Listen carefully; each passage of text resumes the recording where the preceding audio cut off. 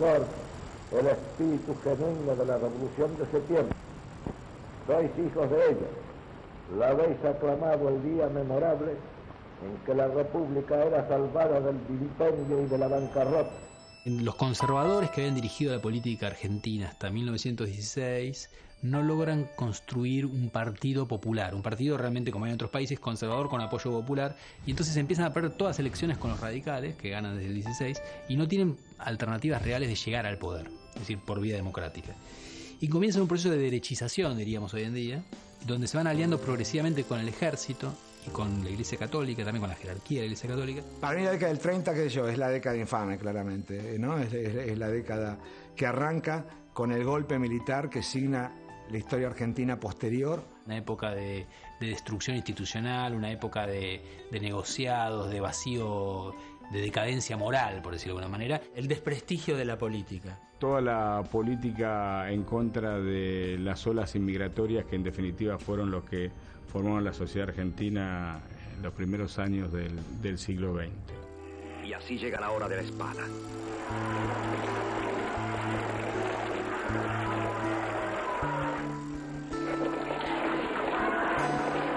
Luego de que Lugones planteara la hora de la espada ha llegado, la Policía Federal torturaba en las catacumbas del Departamento Central y aplicó por primera vez lo que es un invento argentino, que es la picana.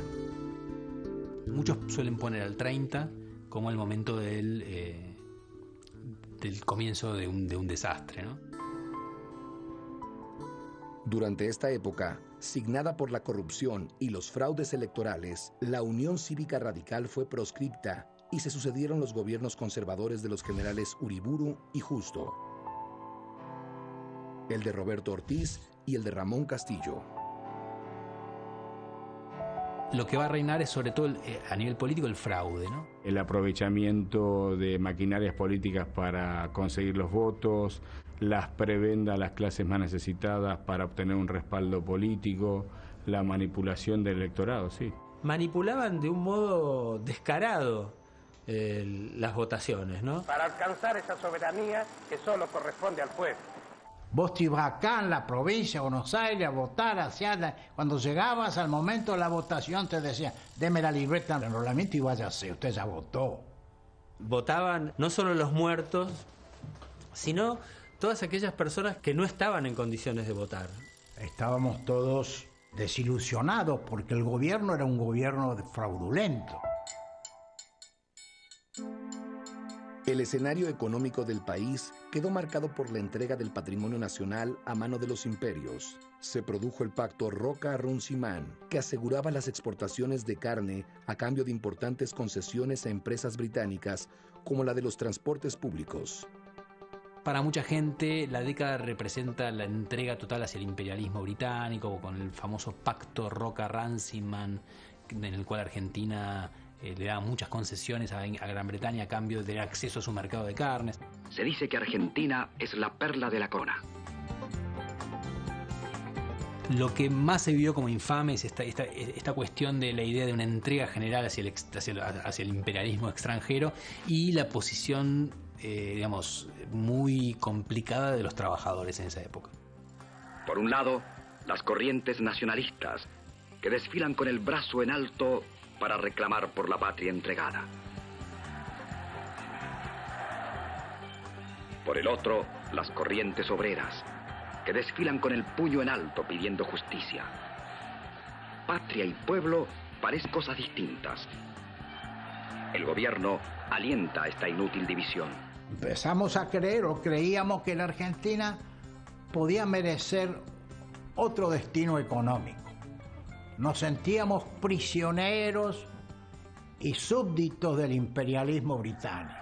Para los obreros, para los sectores trabajadores, fue una década muy dura porque el Estado no les da ningún tipo de atención y entonces están realmente desprotegidos. El tango empieza con expresiones maravillosas, fantásticas, con Discépolo, etcétera, que expresaban esa desesperanza, ¿no?, que estaba poniendo la implementación de ese modelo social donde se empieza a marcar la exclusión, etcétera. Mucha gente se vuelca en las calles. El incendio de los transportes ingleses es un símbolo de lo que la mayoría del pueblo quiere: eliminar la dependencia económica colonial. Entonces comienza a surgir primero en algunos sectores de la juventud esa idea de que había que hacer una revolución para cambiar las prácticas políticas.